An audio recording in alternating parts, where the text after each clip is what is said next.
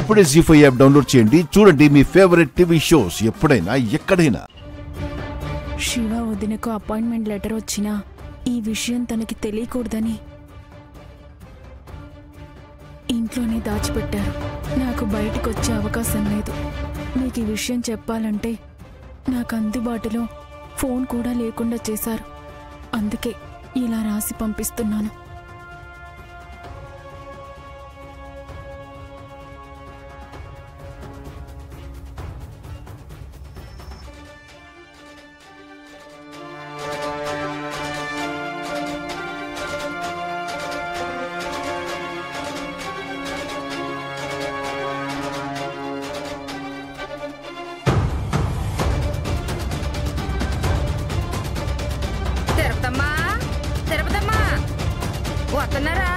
ఏందే నర్సే, చెట్టంత మనిషి నేను కూసుంటే నన్ను పలకరించకుండా తిరుగుతుమ్మా దాన్ని పిలుస్తా ఉండవు.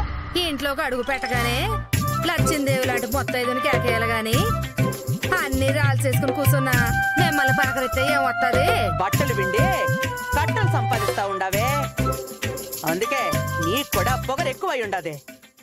నా మొగుడు పోతే నేను చేతికేసుకున్న గాజులు నుదుచుకున్న బొట్టు రాలిపోకుండా ఉంటాయా ఏంది? ఎట్టకారాలు కాకపోతే అన్నీ సరిగ్గా ఉతికి ఇస్త్రీ చేసావు కదా? మీరిడిసిన బట్టలు సరిగా పిండకపోతే కంపొత్తాయి కదా. ఆయన మీరు కావాలని అడుగుతున్నారు తిరుపతమ్మా.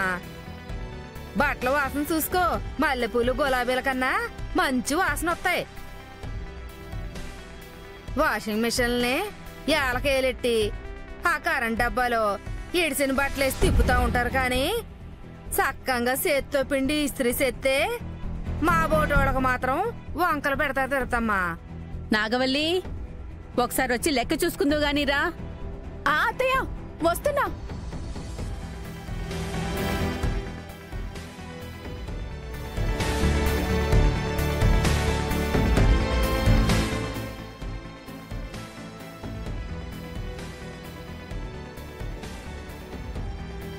వీళ్ళు కూడా ఇక్కడే ఉన్నారు. దొంగ చూపుల దేవాబావకి అసలే అనుమానం ఎక్కువ.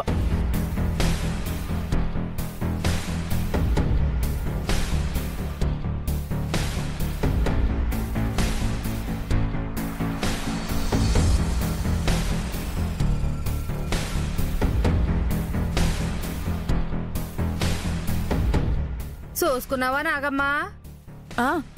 అన్నీ బాగానే ఉన్నాయి. ఇదిగో మా బట్టల్లో ఇంకెవరి బట్టలో కలిపేసి ఇచ్చావనుకుంటా.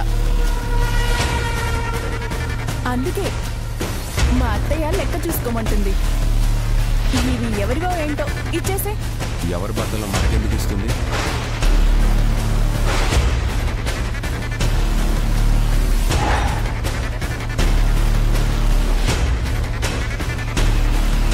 అందుకే నేను మొన్న తీసుకొచ్చినప్పుడు ఈ బట్టలు దాంట్లో వచ్చేసాయి. ఒకసారి చూస్తాను.